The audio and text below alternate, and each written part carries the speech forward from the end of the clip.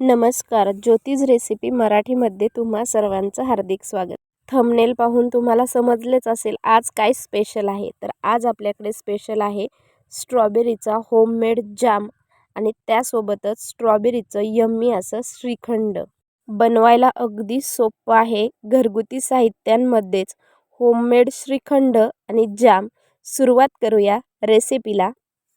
मी इथं स्ट्रॉबेरी घेऊन आलेली आहे. आता तिचे मागचे जे देठ आहेत ते काढून घेत आहे, कारण देठ काढल्यावरच ही आपल्याला स्वच्छ धुवून घ्यायची आहे. तर आता इथं सगळी देठ मी काढून घेतलेली आहेत. आता पाणी घालायचं आहे स्ट्रॉबेरीमध्ये आणि याच्यामध्येच बेकिंग सोडा किंवा खायचा सोडा घालायचा आहे आणि एक 5 ते 10 मिनटं याला असंच रेस्टला ठेवून द्यायचं आहे. नंतर स्वच्छ चोळून धुवून काढायची आहे. कारण काय होतं, बेकिंग सोडा टाकला की स्ट्रॉबेरीमधील संपूर्ण घाण निघून जाते. त्यामुळे बेकिंग सोड्याचा वापर इथे करायचा आहे. तुम्ही खायच्या सोड्याचा वापर केला तरी चालेल. मी आता स्वच्छ धुवून घेतलेली स्ट्रॉबेरी काढून घेते आणि हे बघू शकता किती खराब पाणी निघालेलं आहे. आता स्ट्रॉबेरी छोट्या छोट्या तुकड्यांमध्ये कट करून घ्यायची आहे. स्ट्रॉबेरीचे जेणेकरून छोटे छोटेच तुकडे करून घ्यायचे आहेत अशा पद्धतीमध्ये. आता हे आपण एका बाउलमध्ये काढून घेऊया. तोपर्यंत चूल देखील छान पेटलेली आहे. आता त्याच्यावर कढई ठेवूया. आता याच्यामध्ये कट करून घेतलेली स्ट्रॉबेरी घालायची. स्ट्रॉबेरी पसरवून घालायची चांगली आणि एक 5 ते 7 मिनटं याला असंच सोडून द्यायचं आहे, जेणेकरून स्ट्रॉबेरीला स्वतःचं पाणी सुटत नाही तोपर्यंत. आता इथं मी 5-7 मिनटं ही स्ट्रॉबेरी अशीच ठेवणार आहे. तुम्ही बघू शकता अगदी व्यवस्थित रीतीने ही होममेड रेसिपी तयार होते. आता मी अर्धी साखर आणि अर्धा गूळ घेतलेला आहे जामसाठी, कारण याने जाम चविष्ट आणि हेल्दी होतो. तर आता बघू शकता स्ट्रॉबेरीला छान पाणी सुटलेलं आहे. तर याच्यामध्ये आता आपण गूळ आणि साखर घालून घ्यायची.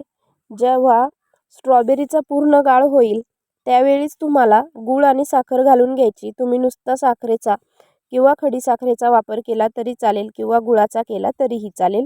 मी इथं अर्धी साखर आणि अर्धी गूळ घेतलेला आहे, कारण यामुळे याची टेस्ट भन्नाटच लागते. तुम्ही ही रेसिपी तुमच्याकडे नक्की ट्राय करा. बघू शकता स्ट्रॉबेरीला छान असे बबल्स आलेले आहेत. गूळ साखर छान विरघळत आहे. तर आपल्याला याच्यावर एक 5 ते 6 मिनिटांसाठी झाकण ठेवून घ्यायचे. जाळ अगदीच मंद ठेवा, जेणेकरून हा जाम जळणार नाही. तुम्ही बघू शकता पूर्ण स्ट्रॉबेरीचा गाळ झालेला आहे. आता व्यवस्थित रीतीने हलवून घ्यायचे. एक 2-3 मिनटं अशाच प्रकारे हलवलं तर हा जाम छान बनून तयार होतो. बघू शकता आपला जाम रेडी आहे. तर तयार आहे मस्त असा स्ट्रॉबेरीचा होममेड जाम.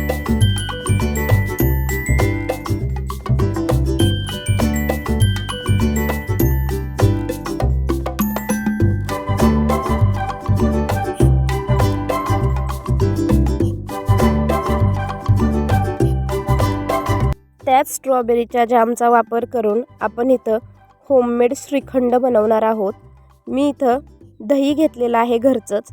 ते मी रात्रभरासाठी एका फडक्यामध्ये बांधून ठेवलं होतं, जेणेकरून त्याच्यातलं संपूर्ण पाणी निथळेल.